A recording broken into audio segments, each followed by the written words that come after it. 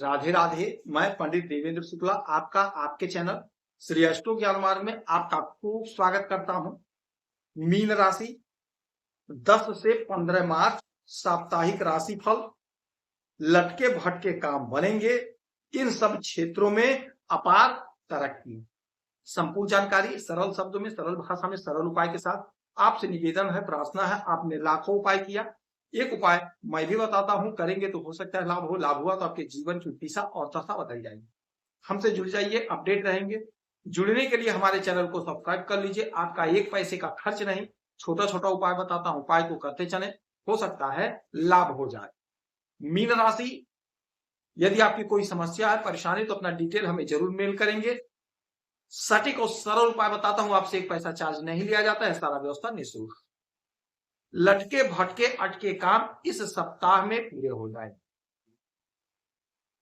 हमारा जो साप्ताहिक राशिफल होता है वह चंद्रमा पर आधारित होता है। चंद्रमा बहुत तीव्र गति से आगे बढ़ते हैं। जिस भी घर में जाते हैं, जहां भी जाते हैं, 2.25 दिन तक रुकते हैं, उसके बाद स्थान बदल देते हैं।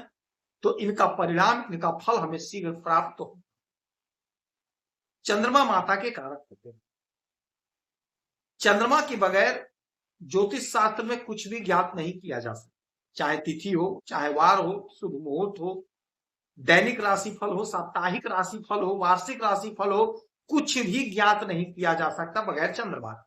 तो चंद्रमा को हल्के में मत लीजिएगा। चंद्रमा बहुत इंपॉर्टेंट ग्रह, बहुत इंपॉर्टेंट। आप सुबह सो के उठते हैं, आप फ्रेश रहते हैं, थोड़ी देर में आपका मूड अपसेट हो जाता है। क्यों हुआ? चंद्रमा ने स्थान बदल दिया। यही चंद्रमा आपके मन के कारक है, माता के कारक। माता के साथ संबंध कैसा होगा? चंद्रमा पर आधारित। मन आज आपका कैसा होगा? चंद्रमा पर निर्धारित है। चंद्रमा जैसा वैसा आपका मन। तो होने क्या जा रहा है? आपके वृश्चिक राशि में, यानी आपके भाग्य के घर में चंद्रमा गोचर कर रहे हैं, वृश्चिक राशि में। और यहां पर ये रहेंगे 11 तारीख तक। 11 से लेकर के 14 तक धनु में, और 14 से फिर पूरे सप्ताह रहेंगे आपके आय के घर में।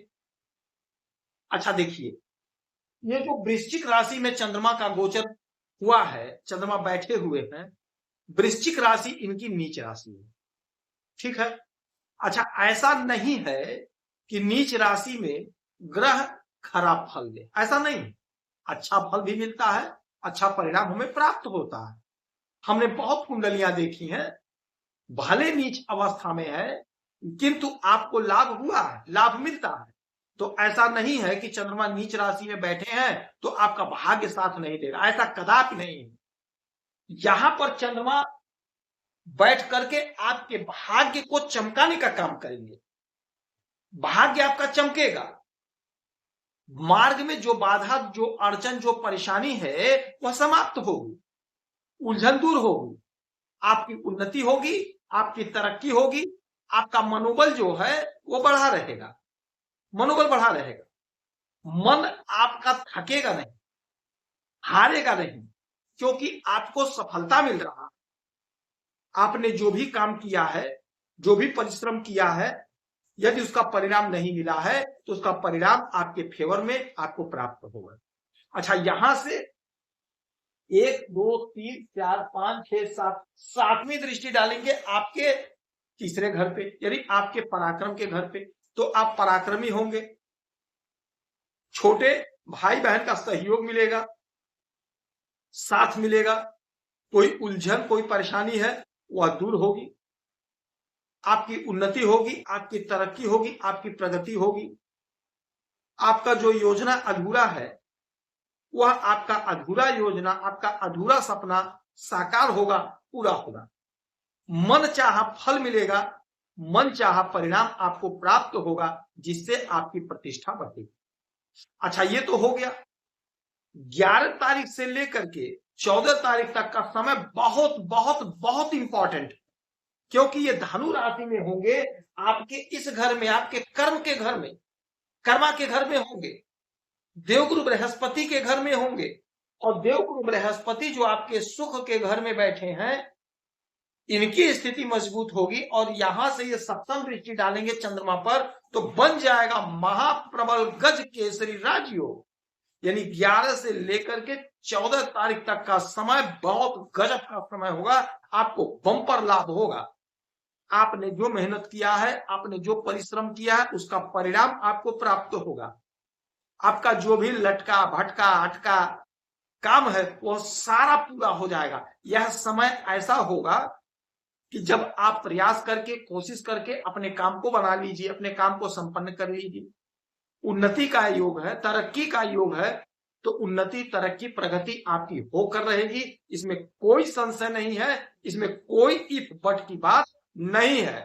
मन आपका प्रसन्न होगा, मन आपका गदगद होगा, प्रफुल्लित होगा, क्योंकि आपके कर्मों का आपको फल मिल रहा है। इच्छा आपकी पूरी हो रही है। नौकरी में प्रमोशन, नौकरी में तरक्की होगी।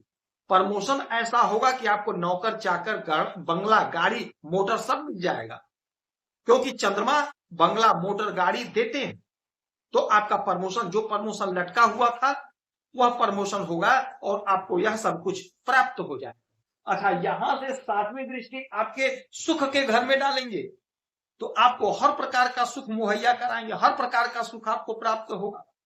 भूमि भवन वाहन का सुख मिलेगा, अच्छे भोजन का सुख मिलेगा, अच्छा वस्त्र पहनेंगे, दाम्पत्य जीवन में कोई उलझन कोई परेशानी वह समाप्त हो जाएगी, संतान के तरफ से खुशखबरी मिलेगी, मन आपका प्रसन्न होगा, आनंदित होगा।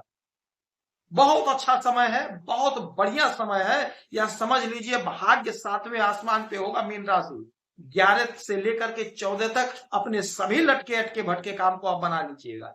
14 तारीख से फिर आ जाएंगे आपके आय के घर में, एकादश भाव में, मकर राशि में, पूरे सप्ताह यहां रहेंगे तो आपके आय में इजाफा होगा।